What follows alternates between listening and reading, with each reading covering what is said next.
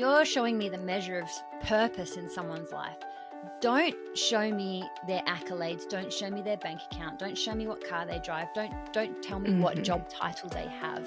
I don't want to know any of that. Show me the quality of their relationships. Show me how connected they feel to themselves. Show me how they move and the attitude that they have in their ordinary everyday life. Show me how lit up that they feel and how much laughter is in their life in the in-between moments. Show me that. That is 100%. Amen. Life, yeah. Right? Welcome to the Purple Stars podcast, the place where every life story and paw print has the power to touch your heart and inspire meaningful change. I'm Sarah Herzl, your host, a coach for health and mindset, a founder, an author, and above all, an animal lover. In this podcast, we bring together guests who share a deep love for our furry companions and offer unique perspectives on life and the life lessons they have learned from animals. If you're an animal lover who is eager to grow personally, this is precisely where you belong. Hi, everyone. Welcome back to the Purple Stars podcast. My name is Sarah. I'm your host, and today's guest is a genius extraordinaire, master of human archetype podcast host, and she is teaching people around the world to live more fulfilled and happier lives. And she's going to share her wisdom with us for the second time on our podcast today. And her name is Hayley Curtis. Hi, Hayley. Hi, my friend. Oh, thank you so much for having me back on. I'm so excited to be here. I am so excited too. Like literally, Hayley, first of all, I feel like because, of the time difference, you're now in Australia, we gotta schedule a podcast in order for us to talk for an hour. Number one. And then number two, I've just been feeling this deep need to dedicate another episode to, like purpose. What is purpose? Purpose anxiety and, all these things around it. And who else would I want to have on the podcast other than my beautiful friend Hayley to talk about it in depth? Well, it's a bloody honor, my friend. I mean, how many conversations have we had at length over the years about purpose? Oh my God. Peeling it back. I know. It could have been an entire podcast season.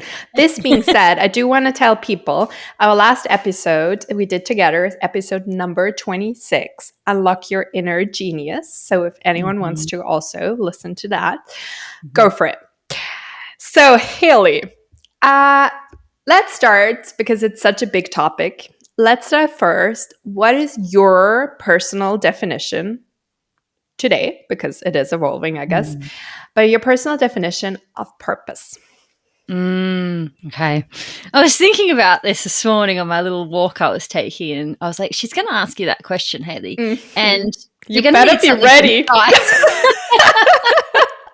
Because essentially the answer to that question is the entirety of my life's work of what I do and what I teach. And but if you were to boil it down, I believe that purpose is not what you came here to do, but who you came here to be. Your purpose is your sense of being that precedes all that you do. Your purpose is the frequency that you are contributing to the collective in every moment of every day through your state of being. So simply put, that is how I would describe it. But then that's the foundation.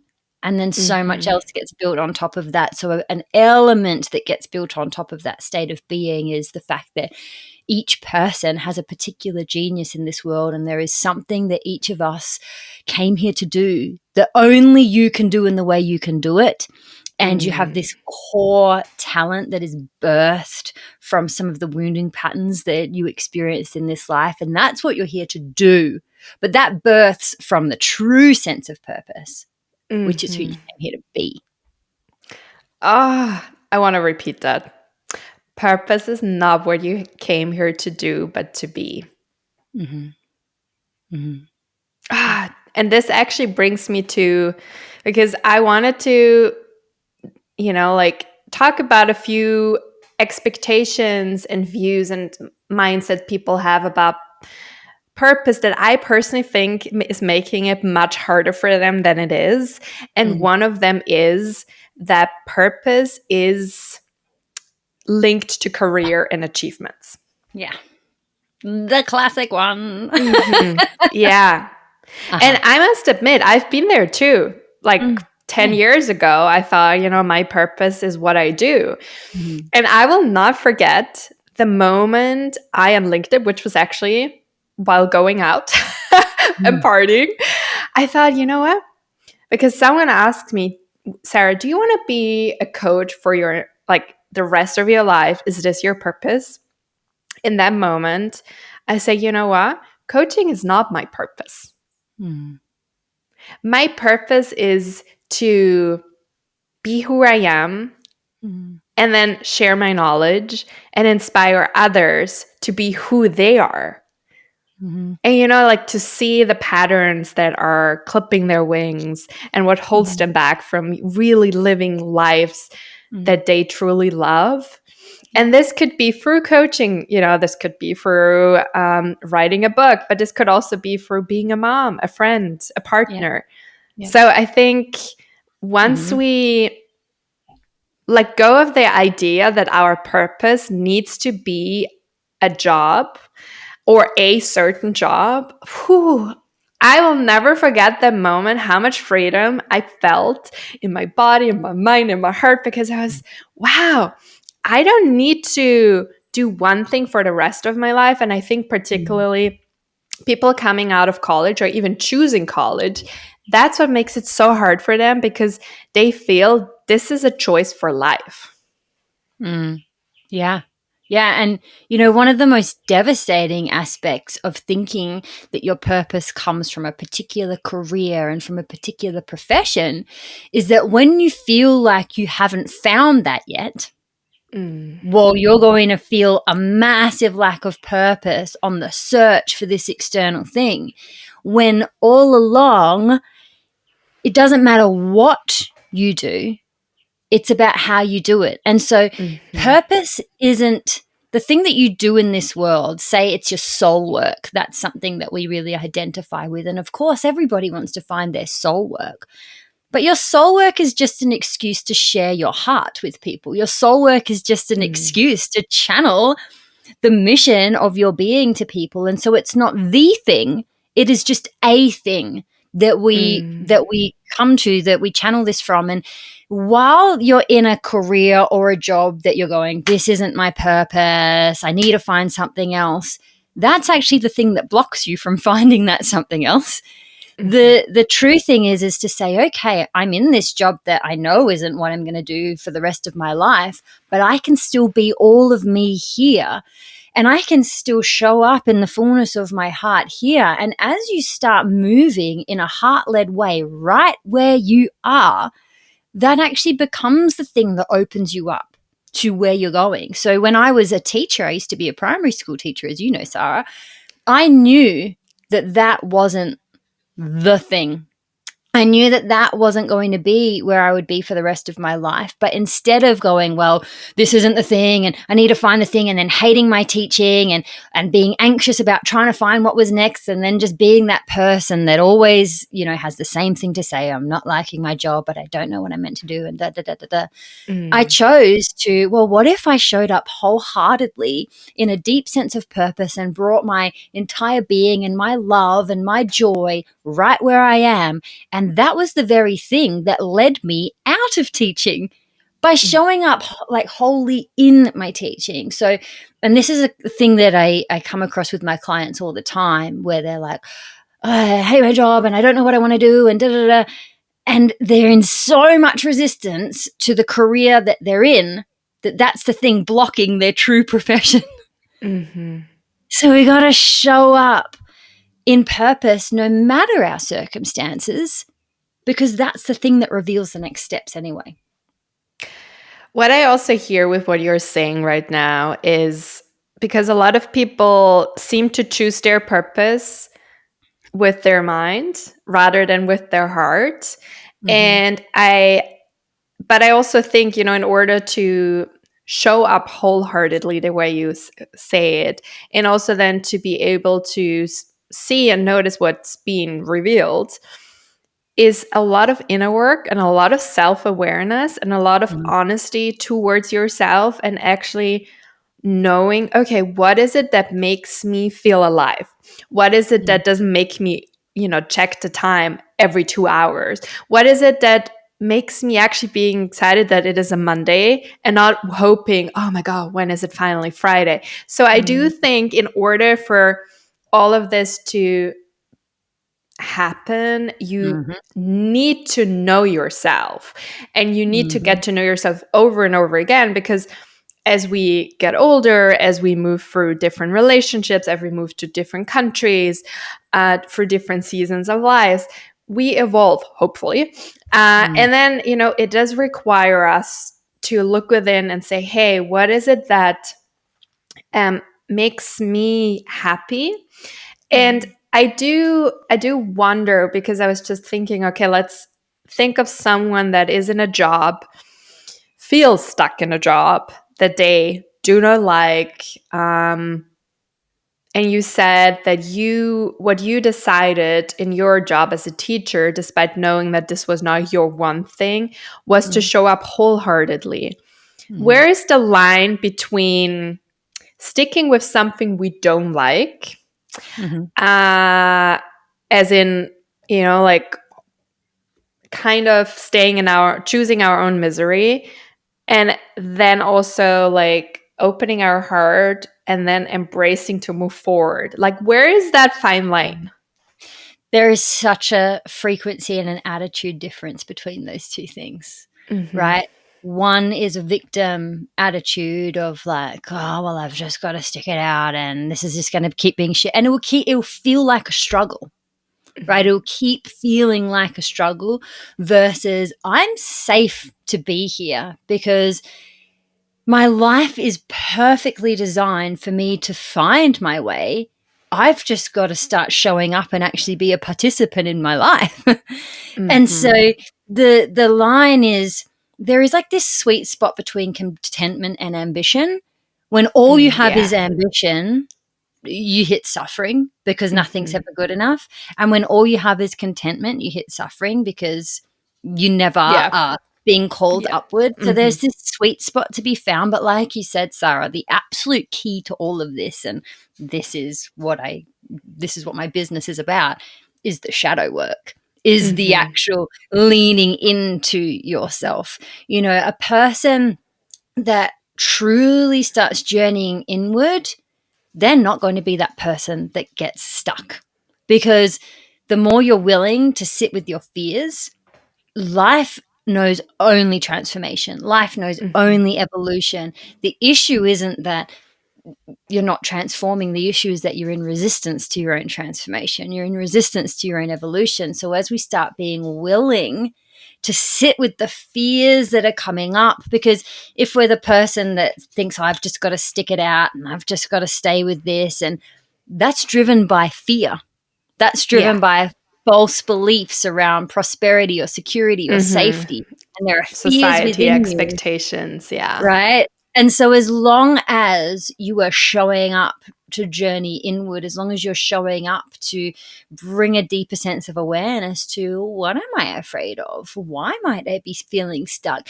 And you keep taking step by step, peeling these things back, you can trust that you will move forward, yet you are still safe to be right where you are. You know what I mean? That's that balance between contentment and ambition.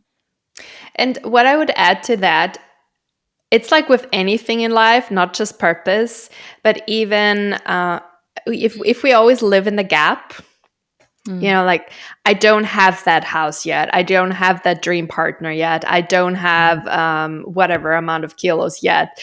You know, I don't have this yet. I don't have that yet. And if we cannot allow ourselves to feel fulfilled without having it, we'll always feel in the lack. Even once we reached the point of having the house, having the partner, having the, you know, like this, the hot body, having the health and whatever it is, because once we're there, will then postpone our fulfillment and be like, oh, once, right now, yeah, I have it, but then I'm actually postponing it till later. So myth number 1, as we said, purpose is not about a career or a achievement. It is more about, who you are and how you show up. And then you can also find a certain purpose in situations that you don't like if you show up wholeheartedly. And then this brings me to myth number 2, which is there is this one true purpose in life. And I've seen this with so many clients of mine. When we believe there's only one purpose in our life, it's really hard. And I know we romanticize this idea, oh, when you're 3 years old, like you see the piano, you walk over and out of the blue, you just feel like being a pianist and that's what you do for the rest of your life. Or, you felt drawn to animals when you were young and then you became a vet. This definitely happens for a certain amount of people out there. But what happens to everyone else, where the purpose reveals itself in different ways? That's one thing I want to say. And also, what about being multifaceted and having multi-purposes? For sure. And particularly for people like you and I, we have so many different interests and so many passions. And if we only stuck to one single thing, we would take away a lot of color of our lives. For sure. And I think even in the scenario of the person that becomes the vet and they do that for their whole life, and to romanticize the fact that just because they found this thing that they love to do as a career, we romanticize, well, that means that they're happy.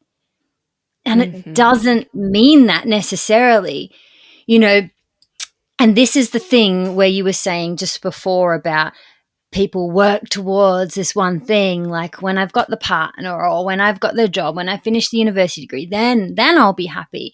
And what people are actually thinking is, well, I'm lacking a sense of purpose in my normal, ordinary, everyday life. Yeah. And once I get this thing, it's going to heal it all. But then what people do is, in the pursuit of that thing, they neglect their normal, mundane, ordinary, everyday life, like their relationships and how they take care of themselves and actually feeling connected to themselves and nature and all of these things, and then wonder when they get the thing, why is my everyday life not feel any better? Because you've been neglecting your everyday life. So this romanticizing of a person in their work in the world, thinking that makes them happy, I really challenge people on that, because, I made a reel yesterday and I said, if you're showing me the measure of purpose in someone's life, don't show me their accolades, don't show me their bank account, don't show me what car they drive, don't tell me what job title they have. I don't want to know any of that. Show me the quality of their relationships. Show me how connected they feel to themselves. Show me how they move and the attitude that they have in their ordinary everyday life. Show me how lit up that they feel and how much laughter is in their life in the in-between moments. Show me that. That is the measure of purpose in a person's life. Yeah. Right? And true. We do this. We romanticize. I mean, the biggest one we romanticize is the life of celebrities. And their ordinary, everyday lives, for the most part, are shit, right? Where they're never getting a break. They are constantly on the move. They've got paparazzi following them. They can't get a moment of silence. They have one of the highest rates of divorce, drug addiction, alcohol abuse, like all of this stuff, because we're judging their purpose on the extravagant.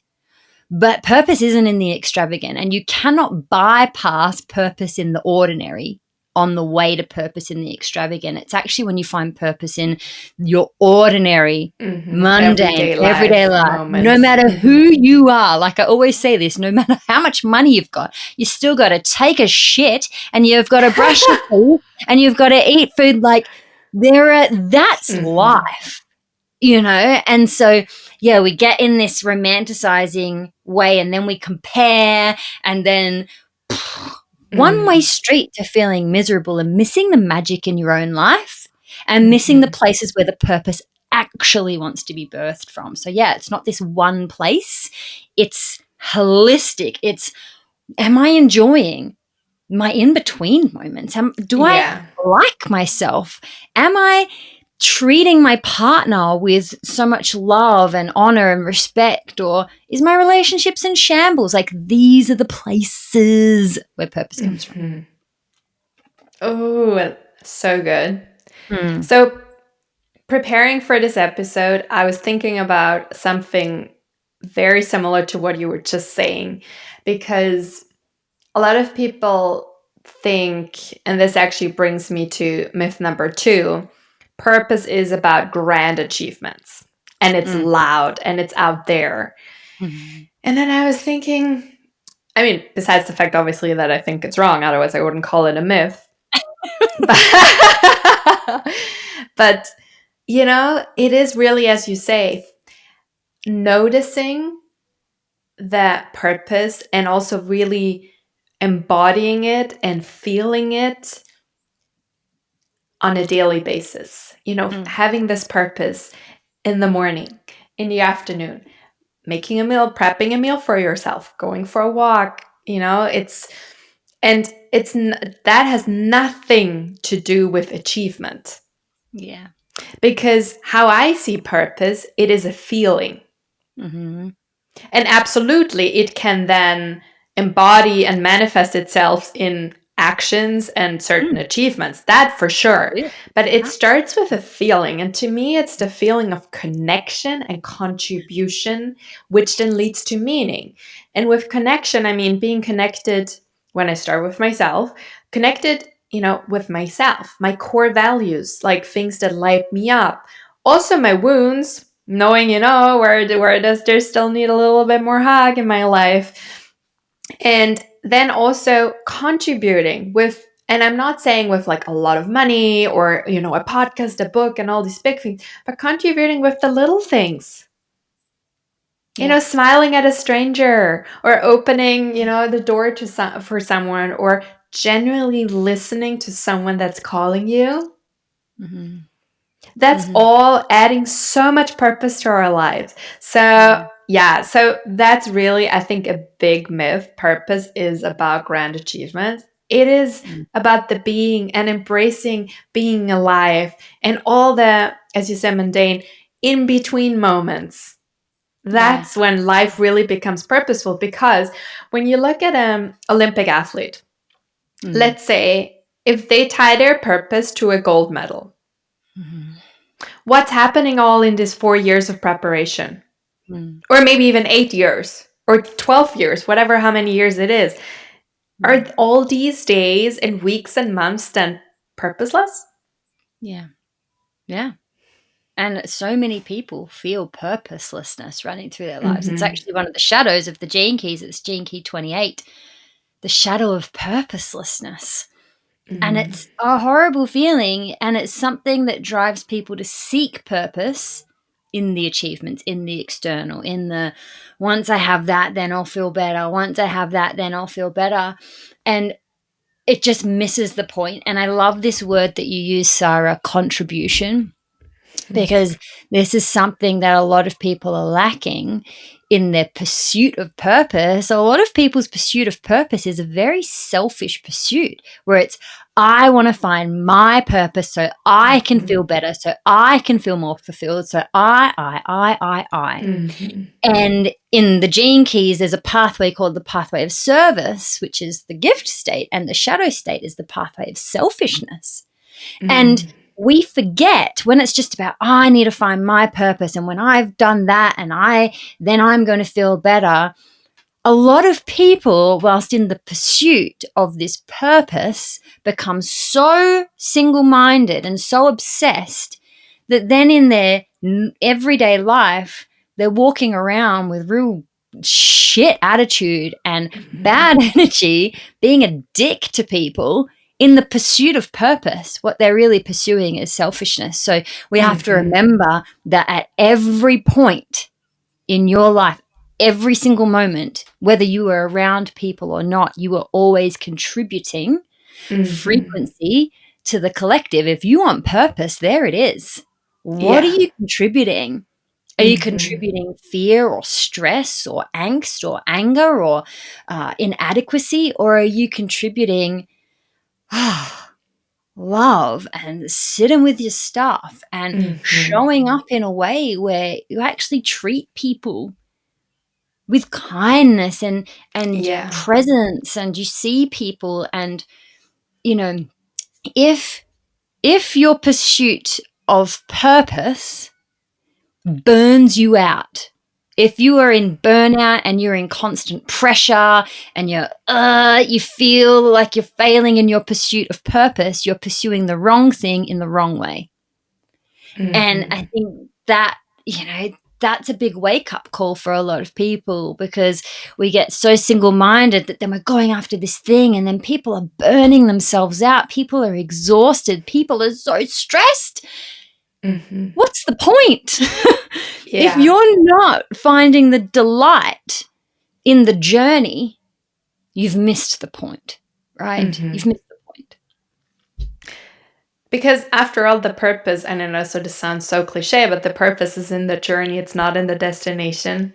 Absolutely. And this being said, it doesn't mean that when we are working on, when I do talk about work, a new project, or, giving birth to ideas, it is stressful and it is challenging, and it takes a lot of mental, emotional, physical capacity from us.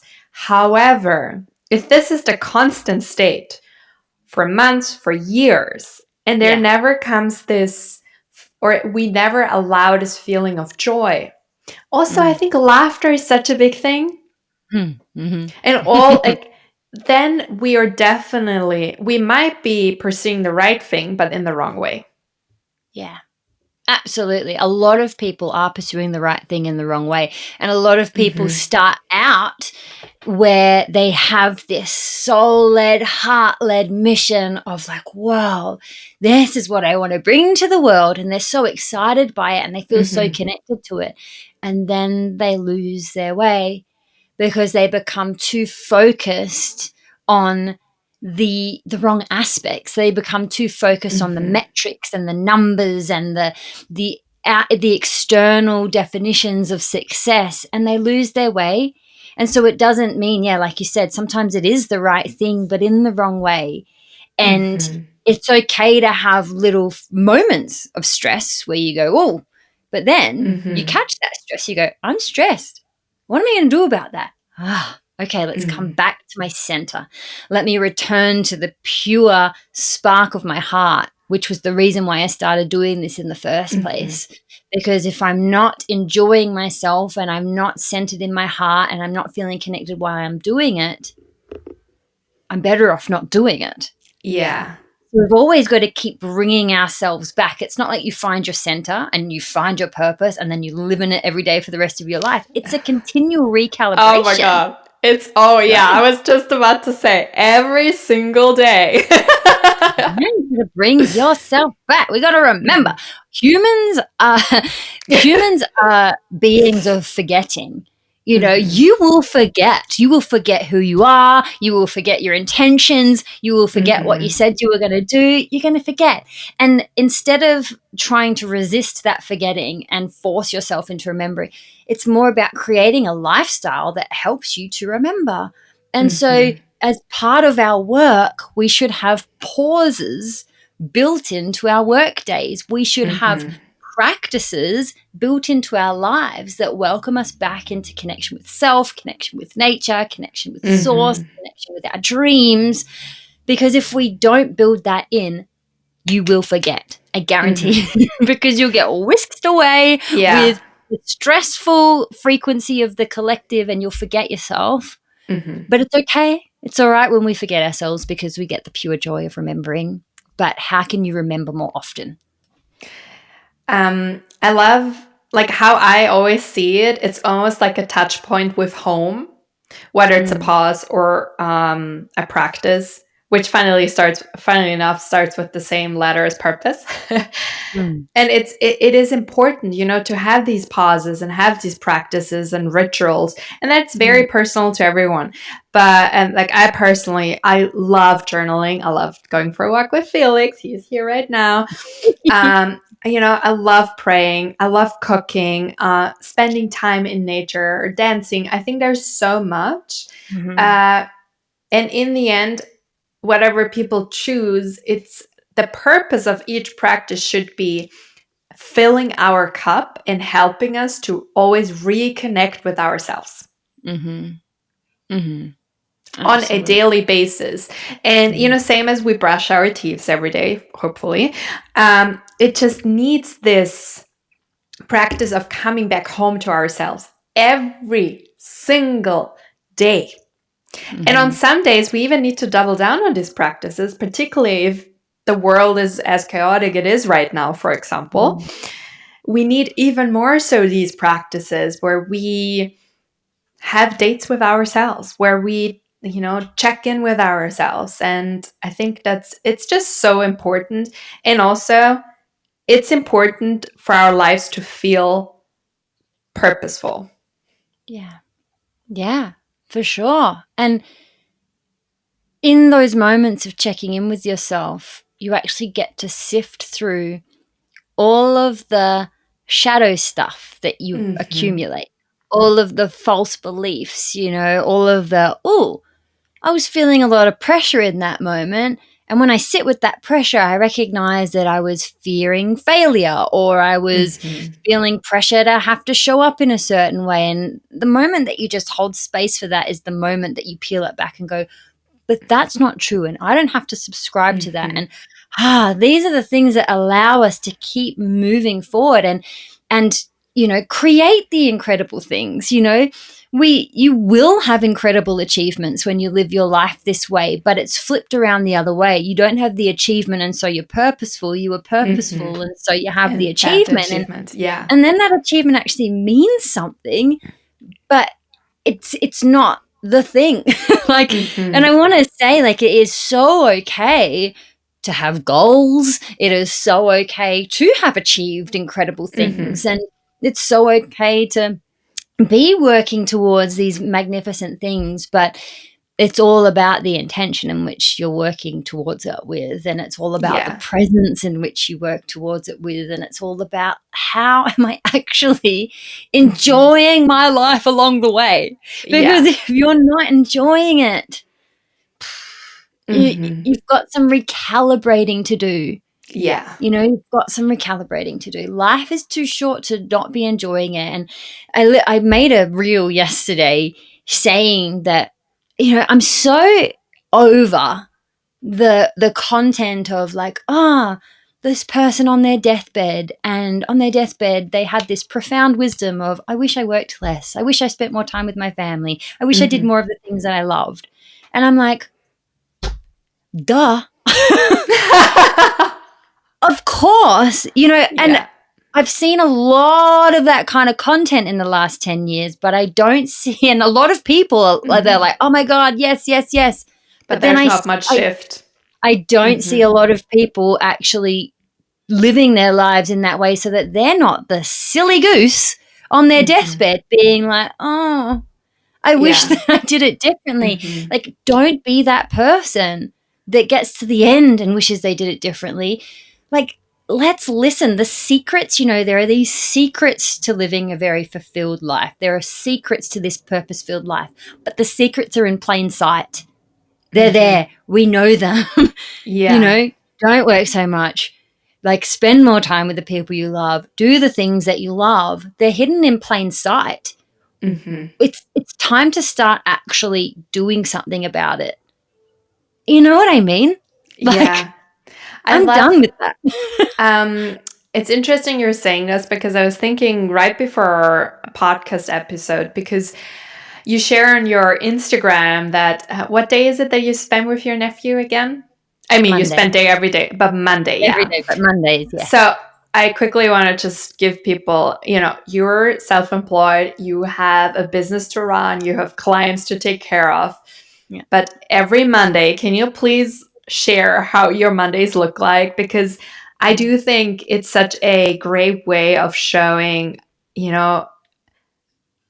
what the different facets of a purposeful life are or can be. Mm-hmm, for sure. So, if my mind is to think about my week and I look at all it is that I've got to do and my schedule, my mind will tell me there's no time to do anything else but work, right? Because there is always something else to do. Yeah. Especially when you're a business owner, when you're a solo entrepreneur like I am, like there is always more to do. And I could easily be like, don't have time. But I don't for 1 second subscribe to the idea that my purpose and my highest service in this world only comes through my business. Right? Part of my highest service is serving my family and helping my sister who has got young children. And so I take every Monday off. I do not do any work on a Monday, and I take my little Franklin. He's so gorgeous. He's so cute. I always love the stories. He turns 3 in 3 weeks' time, and soon I'll be taking both of them because Pippa, who turns 1 in 2 days' time, she still breastfeeds, so I can't take her for a full day. But I take him for the day, and we go on adventures. We go and we go to the zoo, or we go and find new parks, or we just go and we have fun, and that is just as much me in my higher purpose as when I'm sitting with a client, as when I'm building out a new project. Not for 1 second do I place a hierarchy on those things and think, oh, no, it's more important when I'm working on my business. No, hell no. And I have a rule for myself. I never sacrifice serving in my family to serve in my business. I'm not going to be punked into the fact that that's more important. I'm just not going to, even down to the little things where if I'm working on something and I'm writing, I do a lot of writing in what I do. And if my husband walks in the door, I'm not going to say, oh, I can't talk to you right now. I'm going to stop. I'm going to turn and I'm going to say, hi, my love. How are you? I'm gonna pause for that moment of connection. And sometimes that's all it needs to be, is a 30-second pause. Yeah. And you change the energy of how you move with your family, And so, I take Mondays off, but I also I'm because I'm not having children of my own, I'm in my motherhood season. With helping out because I live on the same property as my sister. And so I spend usually every single day, I spend at least the first hour to an hour and a half, but throughout a day, I spend at least 3 hours, possibly 4 hours helping out with the kids every single day. And that's just as much service as everything else that I do. And if it means that my projects have to take a little longer, if it means that I can't take on just as many clients, if it means that I earn $20,000 less this year, so be it, because that is purpose filled, and that kind of service is a Taurus. And as I show up to serve in all facets of my life, life serves me back. And that's so beautiful. I'm the happiest person I know. Right. And so it's just always going to be, I will always choose that. I will always choose that. But of course, there's times to work though as well. And it's about finding that constant balance, and it changes every day. I'm not rigid with it. It's, okay, I'm going to change things around because I'm more needed over here right now. Okay, I'm not needed over there right now. I'm going to do more work over here. But obviously when I've got client calls, I don't cancel those.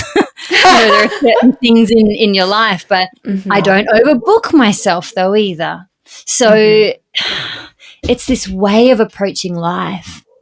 You know, it's an attitude towards life and remembering what's truly important. One thing I do want to point. Your dog's barking. There's a little bit of barking action happening. Honestly, it wouldn't be a Purple Stars podcast without it, right? Podcast. So for everyone listening, there are a few things I would love to add to what you just said. You have not always been in your life in a place where you were the way you are right now. There was a time you stretched yourself too thin, where you let yourself be overbooked, where you lived away from your family. So I want to say it's the way you are right now, the person you are today, is a product. It's the harvest of all the inner work you have been putting in. All the peels, you were like everything you were peeling back. Yeah. Like, I do really want to point that out for people to know. If right now you're stretching yourself thin, you feel too tired in the evening to even have a conversation with your partner or whoever, where you feel you don't have enough time to, do something, even if it's just going for a walk for 15 minutes or being present with a friend. It takes a choice of saying, that's my status quo. I do not like it. It's not filling my cup. I want a more connected life. Yeah. Okay, how can we arrange or rearrange life a little bit? And it's interesting, quite often it takes for you to hit enough suffering in your life to make change. So start listening to the suffering in your life, right? Where you don't keep postponing it until life will bring you to your knees, because that's what happened to me. 9 years ago, I was bedridden. I had to quit my job because I couldn't stand up anymore. I was so sick. I was so unwell. And I was so lost in the world of anxiety because I realized that I didn't know who the fuck I was, that life brought me to my knees. And so the place to look is, where am I not happy? The place to look is, where am I in pain and suffering and I'm not listening? That's where you have to sit with to allow things to shift. Because as long as we keep resisting the suffering and we go, I can just keep pushing through, you're going to hit a point where you can't just keep pushing through anymore. And, that can be a difficult time, but they can be the best times in a person's life, I must say. It's the dark night of the soul where this births from. But we have to start listening to our lives, listening to how we're feeling and what's actually going on. We have to really let life in just as it is and get honest with ourselves about, all right, I am feeling exhausted. What am I going to do about that? Instead of pretending that you're not exhausted and you just keep pushing through. So self-honesty, where is it not feeling good? And they're your portals. They are your portals, because within that portal of where you're not feeling good, you are going to find fears and false beliefs and cultural conditioning. We're going to find childhood wounding patterns. But you first have to let yourself be honest with where you're hurting and where it doesn't feel good. And through that journey, through that portal back in, you're going to learn how to accommodate and redesign your life, make a handmade life that is built for you and who you actually are, instead of trying to force yourself into who you think you need to be. It all starts with entering through the portals of your own pain. It's what you just said about childhood. So I'm launching with another coach a program which is called Upgrade Your Life. And we were talking, about our own transformations and, how we found purpose in adversity and, to really turn the pain into purpose, or life turned our pain into purpose. And, I was like sitting there, I was prepping for a meeting, and I was journaling about the time when I was a teenager and how, I was an underdog and, had a really rough time. And there was a year of school, like every single day I would go back home and cry because people, did not appreciate that I was having good grades and also was a competitive golf player. So they were giving me a really hard time, like really hard time. And Hayley, obviously, I know that story, but while I was journaling, I started crying. Like, I remembered, and then I thought, wow, that's sometimes the feeling in certain areas in my life that has stopped me from reaching more of my potential. And I don't even just mean work, just in general, because there's this fear, if I have it all, that I will start to be disconnected from people, where I'll start to not be one of them. Where, it's like it gets lonely at the top. And I don't just mean work, but in general. So that was a beautiful, and I mean, like another beautiful way of, for me, tapping into some fears of my own. And yeah, because before I was always like sharing the story, which is just one part of the story, which was, like I used to get like all anxious before golf tournaments, and my body would like get all wild with injuries or getting the flu, and how I then started to tapping and all these things. And but what I never really shared, but not because I didn't want to, just because it wasn't really on my radar, was my biggest fear was not fear of failing. My fear was succeeding, and what would be the consequence of succeeding, because all I wanted back then was to belong and to be part of them. Yeah, absolutely. Do you have a line 4 in your core wounds in your I can't remember, but sounds a lot like the human wound of rejection, right? And it's these pieces that actually open us up to the greatest sense of purpose in our lives. It's actually, purpose is found in your particular fears. So you came into this world with a certain karma, and it's a lot of our karma isn't even from our life. We were born with it. Like, we were born already encased with certain fears that are destined to manifest in our life, because we're meant to journey into those fears, to peel back what we need to peel back, learn what we need to learn, so that we can be who we came here to be. And so the reason why, really, like the base reason why people feel a lack of purpose in their life, is because they're unwilling to sit with their fears. Because it's actually with recognizing those fears, like that beautiful one that you've just mentioned, that you go, whoa, when I really sit with that and when I journey through that, man, I'm birthed with so much more sense of purpose, so much more sense of groundedness, understanding of who I am, and this courage that starts to come out of you, this initiative, this creativity. It comes out of the fears. And so people that are feeling purposelessness in their life, of just like, they're actually just in major avoidance of their fears. And as long as we avoid our fears, we avoid our purpose. And so the route of purpose is the route of shadow work, because it's the route of sitting with our stuff. Yeah. That's where you find the magic.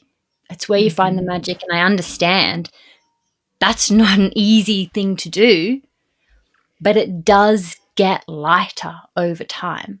You know, when you first enter in, I remember when I, you know, almost 10 years ago now, when I was just in that absolute place of so much darkness in my life, it took everything in me to look inward. It took everything, and it was so hard, and there was so much pain. But as you start to peel it back, it lightens and it lightens and it lightens, and then it becomes like, ooh, there's a fear.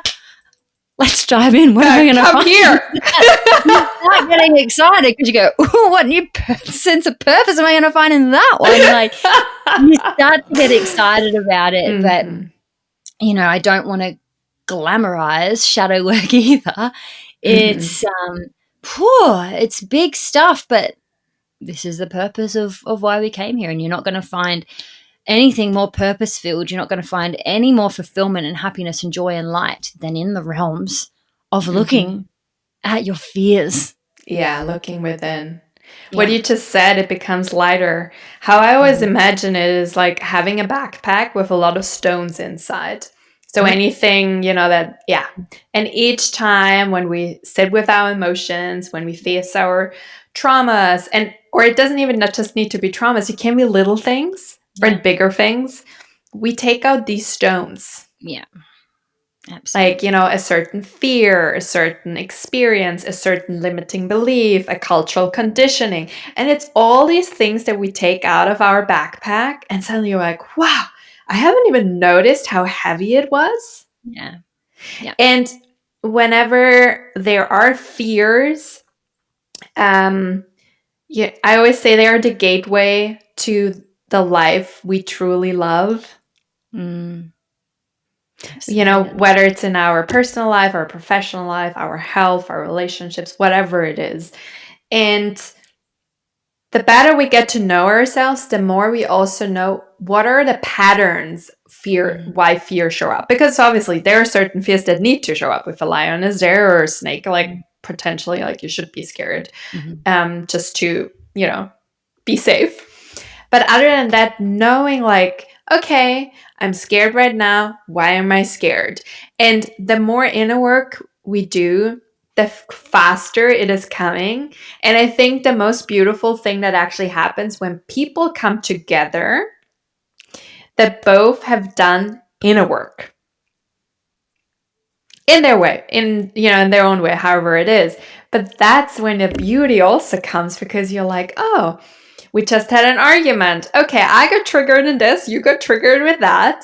Let's, how can we hold space for our wounds? And then one other thing I do want to add is sometimes people also feel purposeless is because they don't acknowledge what they already have. Yeah, like a lack of appreciation. I was talking about this the other day with a group container that I'm running, of to appreciate that you get to have the experience of having an experience. And again, this has to do with suffering and pain and fear. When we have an experience of suffering or we're experiencing fear, we want to push it away, and we're like, I don't want that. Nah. I just want the experiences that I deem to be good and worthy, and everything else I'm going to push away, and I don't want it. And life wants to invite us back into just the deep appreciation of getting to have the experience of having an experience, because no matter what you're experiencing, man, it is infinitely better than experiencing nothing at all. And that's not to glamorize our experiences, but the more you let life in and the more you approach life with not just gratitude, because I think that people can get mixed up with gratitude and they focus just on all of the good things in my life. But appreciation, I think, wants to take it to a deeper level where it's like, can you appreciate even the hard things? Not just being grateful for the good things that you have, but appreciative for the experience of life. And the experience of the human life is an experience of journeying through fear and suffering and joy. And, we live in this dualistic place where there is the highs and the lows. And can we appreciate it all?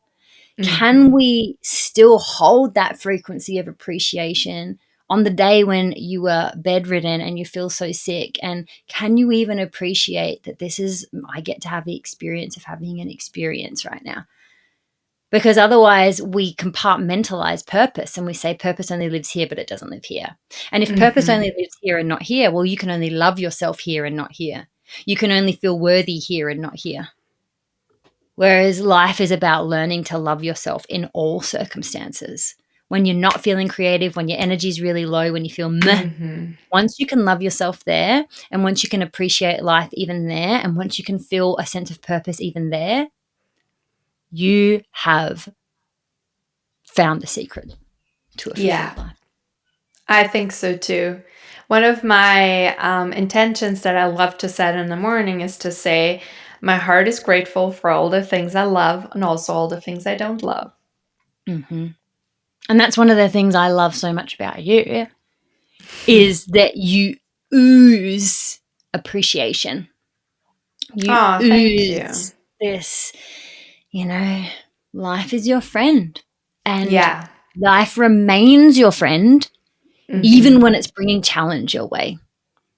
And that's what makes you such a magnificent human being. Oh, thank you, Hayley. Yeah, I've definitely not always been a person that has seen life that way. It's definitely something that, came with the years. But I do truly, as you just said, I do truly believe life is our friend. And particularly in the moments when it's hard. Yeah. Because in the end, what makes a good friend, or how can we spot a true friend?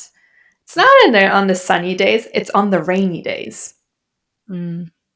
So, I just feel, I'm just literally, I think I want to summarize what we just talked the last 55 minutes and 55 seconds. By the way, I love the synchronicity. Well, 55, that is the central gene key. Freedom, baby, freedom. I love that. I love it. Synchronicity. You can't even make it up. But particularly, the purpose is not in what we're doing. It's, becoming who we are. It's in the being. I just love what you said about that, because I think once people really reframe their definition and their view of purpose, it will be so much easier for them to actually notice, oh, actually, my life is already quite purposeful, because life is not just about my career. It's not just about the achievement. My purpose is not just, tied to these grand achievements that are loud and out there. And also, it's not just that one true purpose. It's about, sowing the seeds in every single area of our life. It's about this connection to our core values, also to our core wounds, to to our environment, and to contribute. And I think when we really understand that and also embody it, life becomes just so much more joyous. And I'm not saying easy, but it becomes more joyous. It becomes like there's so much more depth to life. Yeah. Richness, wealth. And I mean emotional, mental, physical, spiritual wealth. Because we actually get to appreciate and find the purpose in the presence. Whether it's as you're, hanging with your little nephew, or talking to a client and helping them to have a transformation. Everything has purpose. And as a preparation for our episode, I was also thinking about animals, because they are so naturally living their purpose that it is insane. And I was thinking particularly about ants. Yeah. Ever since a little kid, I've been so mesmerized by them because you know how they all work together and then they're able like to carry this hard thing and they just make it look so easy. Mhm. And not a single contribution is too little. Mhm. And every single contribution is important, Yeah. equally important to the Mhm. bigger purpose. I love it. You know, It's humans just, are the only creature on this earth who ask the question, what is my purpose? yes, And 100%. Richard Rudd says in the Gene Keys, he says, we only ask that question when we're not living in our purpose. And this is why animals don't ask this question because they don't have the prefrontal cortex like we do in the way that we have this awareness. But do they not ask that question because their purpose simply is? They're so connected with what their life is in their existence that they just do. And the ant, it is represented in the dream arc, which is another aspect of the gene keys with animal totems. The gene key 45, which is the gift of synergy, which is exactly what you just described, where instead of a hierarchy where there's like, I'm the boss and you're at the bottom, and so I'm more important and you're less important, it's a heterarchy where you put it on its side. And even though you can even use a beehive as an example, even though there is the queen, right? Even though there is the queen, the bee that goes out and collects the pollen is just as important because everybody plays a role. And that's what life becomes about. Once you understand your own genius, which can only happen through going into yourself, once you understand this is who I'm here to be, then life becomes about just being that. Yeah. Not comparing yourself to, oh, well, maybe I'm not as good as that person because they're being something that looks more extravagant. No, all your role is to be you, to play you do you. that you came to play in the collective because nobody else can play it the way you're going to play it. So we each have a puzzle piece. And instead of trying to be everybody else's puzzle piece, like just be your own, just like the ant that's like, all right, that's what I'm doing. That's what I'm here to do. We create synergy. We create synarchy. This is how we actually usher in our next evolution as human beings, when we actually learn how to be together. But you can only learn how to be together and work as a team once you can be with yourself. And once you know who you came here to be, then you can be with others because you're not going to be pulled to and fro or feel judged or be judged or compare all this stuff with other people once you're grounded and have that core stability in yourself through your own sense of purpose. So, I love this idea of redefining. I think there's 3 key words that a human needs to redefine in their life to feel deeply fulfilled. The first one is purpose. We have to redefine what that is. The second is love. We have to redefine what love is, what it looks like, what it feels like, and then we need to redefine prosperity and what that means and what that looks like. Because then you redefine your relationship with yourself, you redefine your relationship with others, and you redefine your relationship with your service. And those are the 3 essential aspects of being a human. Redefine those 3 things. For sure. Journey. That's it. And also the 3 things you just mentioned there are also interconnected. Because I think purpose and prosperity is huge together because a lot of people question their purpose because they can't see the results that they want to see. Yeah. People seek prosperity first. They go, if I can just be prosperous, then my relationships can thrive and then I can know who I am. But it goes the other way around. First, you know who you are, so then your relationships thrive, so then you prosper. It goes in that order. Right? And once you know who you are and then you've really are starting to thrive in your relationships, only then can you truly understand what prosperity really is. Yeah. Especially on a deeper level, like not external, but internal level. Yeah. And for me, knowing myself, and I think my 20s was particularly the time of getting to know myself and then also owning who I am. It's so much with the self-awareness, self-love, self-respect, self-confidence, self-belief, and all these things. And I think once we have a certain understanding of ourselves and also don't shy away of getting to know ourselves over and over again, so we can actually grow and evolve and outgrow and change, that's when the beauty happens, because that's when we're actually also less scared of rejection, because we don't reject ourselves. Like one of my biggest lessons, particularly like now looking back in my early 20s, was I was terrified of rejection without actually realizing the person that rejected me the most was myself. Yeah, that's so often the way. And even when we're fearing rejection, even now, rejection is my core wound in my gene keys, and I'm pretty sure it's yours as well. Just from memory of your profile.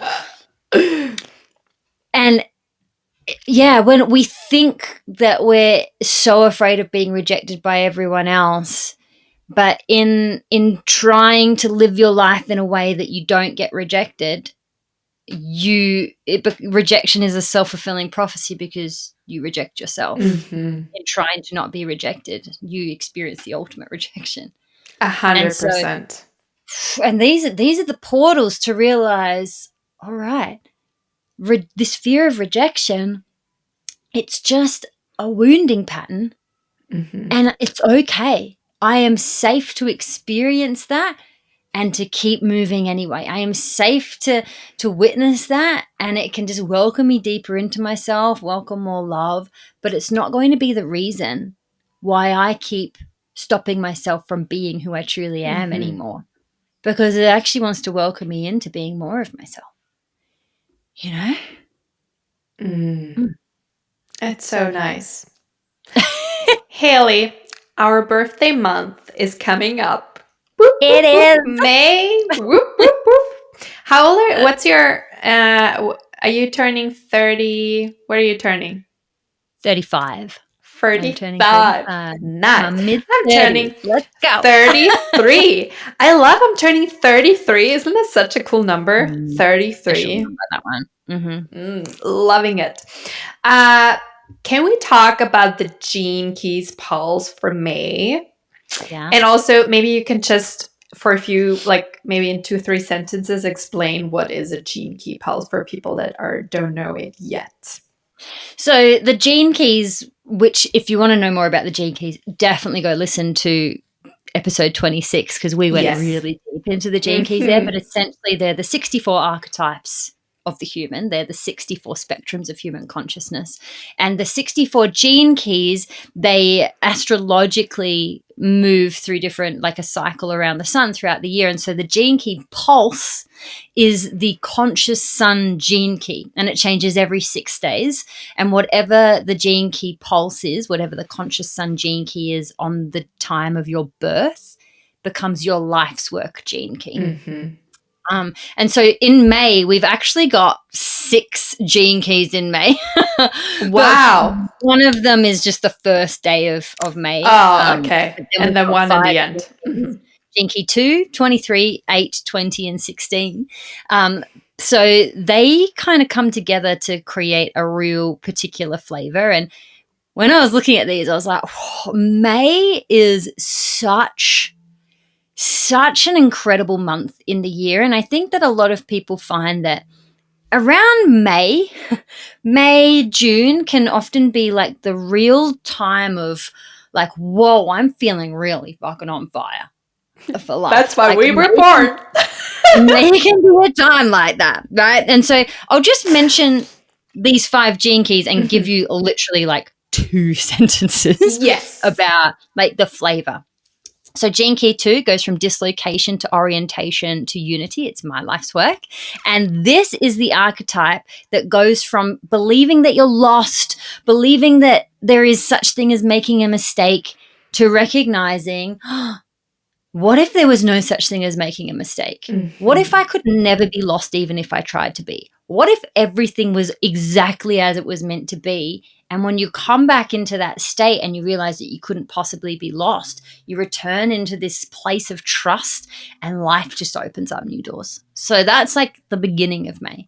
Then we move into Gene Key 23, which is Sarah's life's work, which goes from complexity to simplicity to quintessence. And so that's about seeing, where am I overcomplicating life? There's so many of like when Sarah and I have conversations and like when we're, you know, sifting through something, I'm like, where are you overcomplicating it? Right? Where this is a week where it wants to call you into the simple. There is always a simple way forward, and we only overcomplicate stuff when we're listening to too many ideas, when you're taking too many courses, you're listening to the news and you're listening to your partner and you're listening to your mother-in-law and you're taking in too much, and then suddenly you go, oh my God, it's so complicated.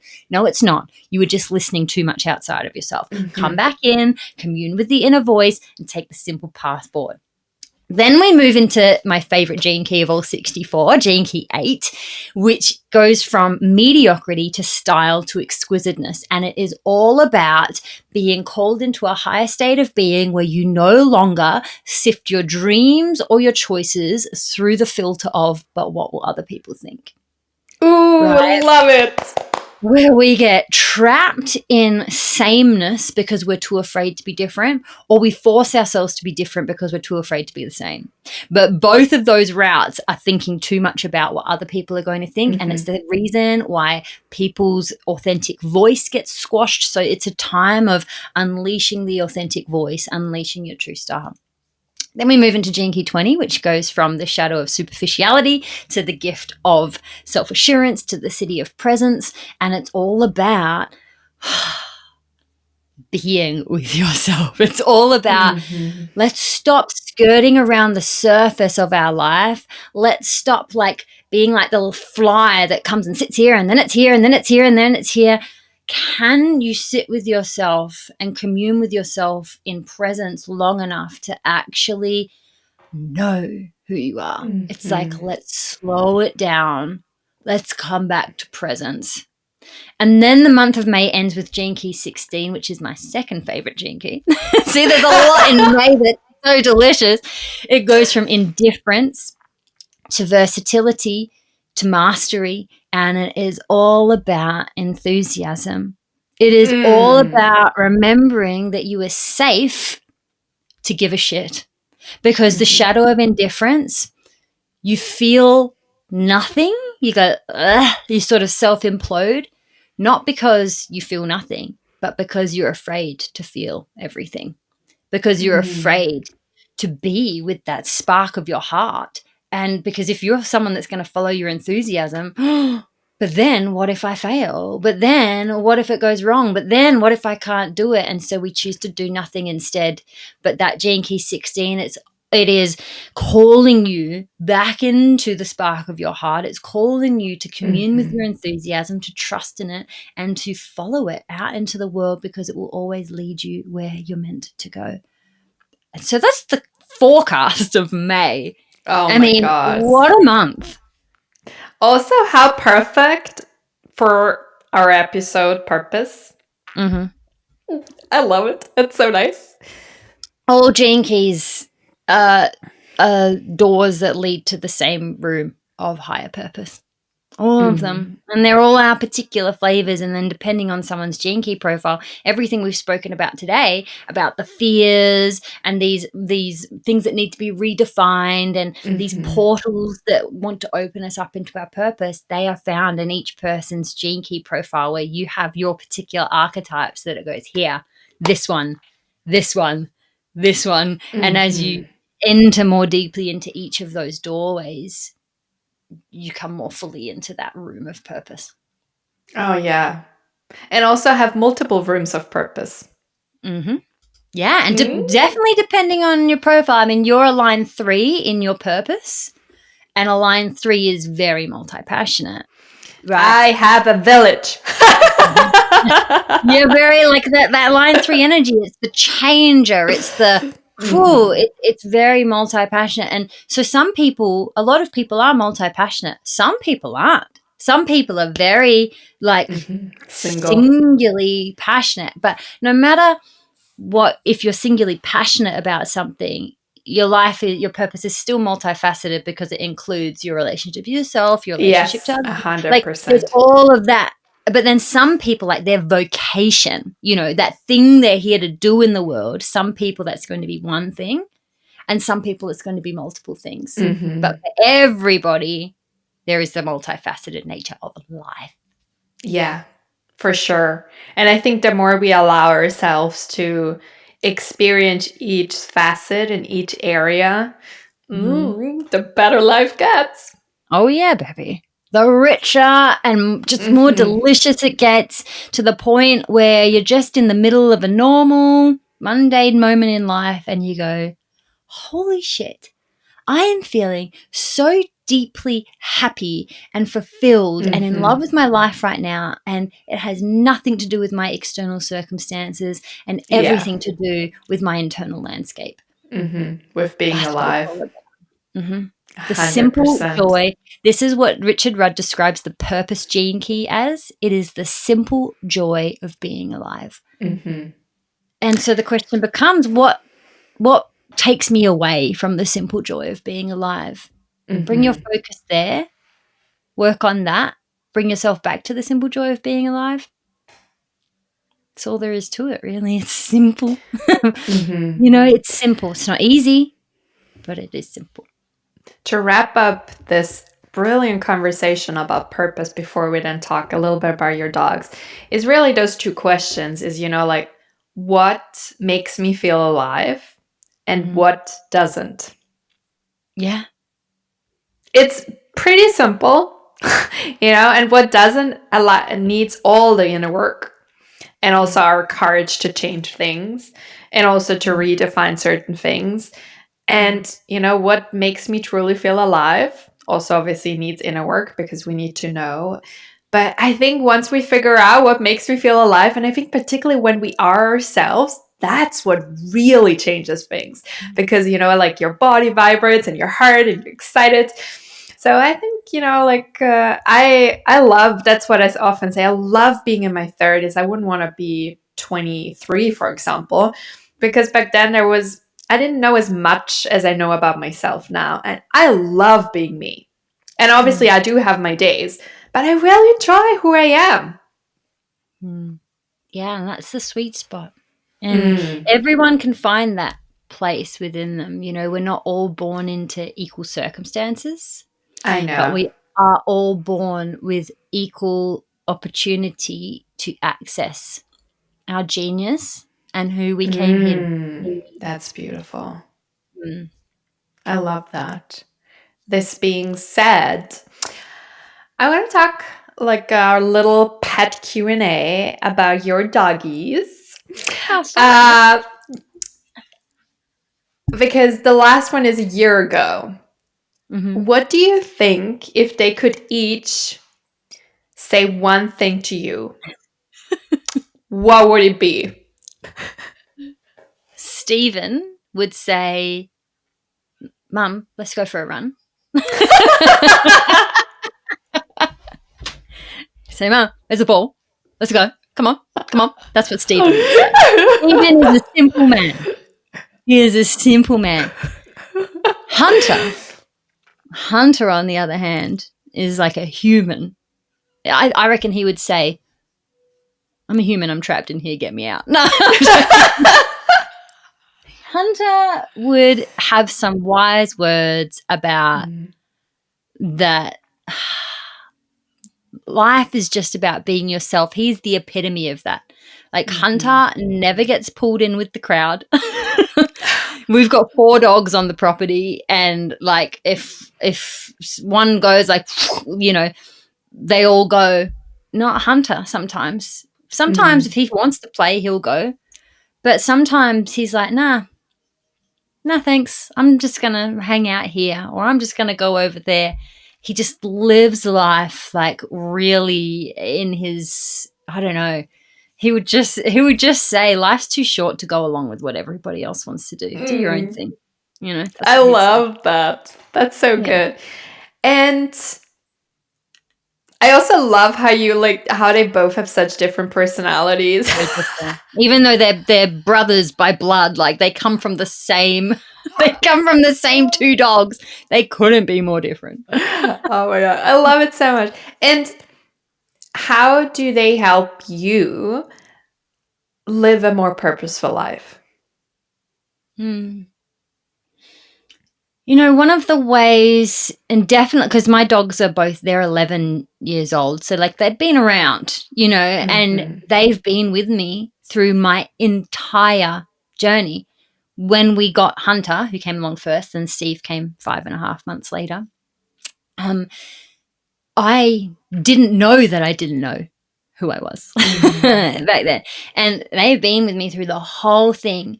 And one thing that they've really helped me with, especially in those darkest times where I really struggled to get out of bed, they got me out and they got me into nature.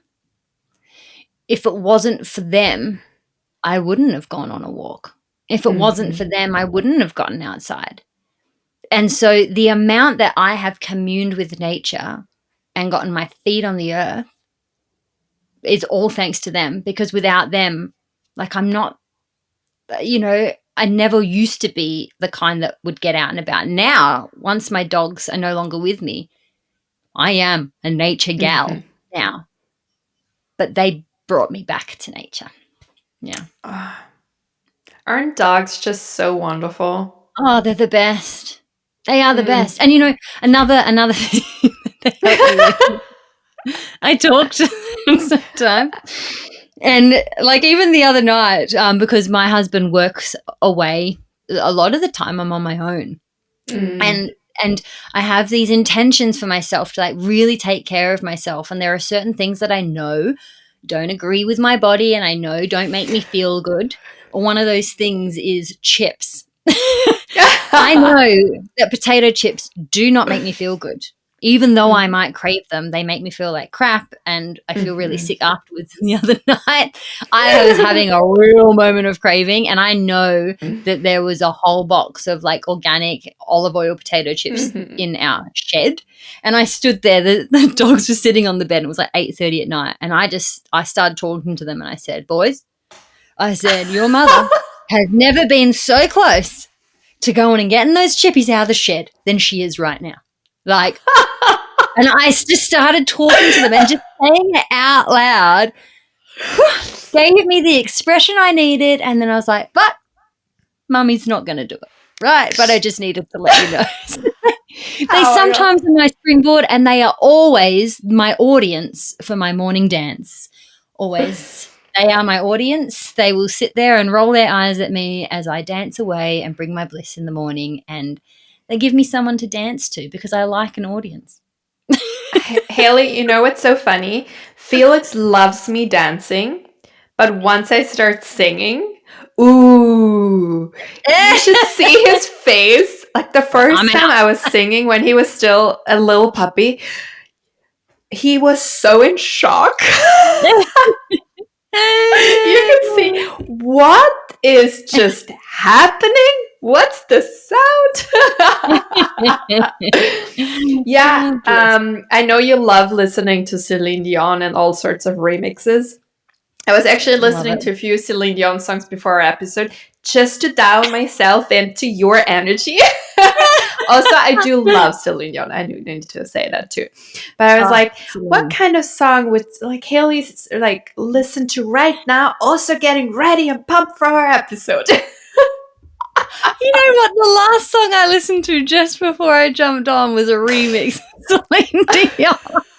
See? I know you so well. Oh gosh. Hayley, thank you so much for coming on the podcast again. It's been such a beautiful time talking about purpose. And I do really hope it is going to inspire people to redefine their definition of purpose, because it's going to unlock so much purpose in their life once they do that. Yeah. Yeah. Oh, I love it. Yeah. The thing blocking you from purpose is your warped definition of purpose. Right? Just like the thing blocking us from freedom is our definition of freedom. Because the truth is that your purpose simply is, and it is running through you like a river, and you couldn't stop it even if you tried. It's not that you don't have purpose, it's that you're looking in the wrong places. Yeah. So This is so good. Thank you so much. Like, no, really, I really mean, besides the laughter, obviously that's amazing too. But I do think, like, first of all, it's funny because I did have a little idea what the episode is going to be like. I feel like it was different to what I expected, which is great too. But definitely what made me realize is the biggest message from this episode is redefining what purpose means to you. Yeah. That's the thing. And here go the dogs. Yeah, they're like, we agree, and now we need to go for a walk. Yeah, Stephen's like, excuse me, it's time for a run. Thank you so much, Hayley. Thanks for being on. Thank you, Sarah. I love you so much, and thank you, everyone. Love you too. Thank you. It's a wrap for today, everyone. If you loved this podcast episode as much as I did, please share it with your family and friends. And to keep the conversation going, share your insight about purpose on Instagram and tag Hayley and us, because we want the conversation to keep going and to connect with you. And I see you back next Wednesday.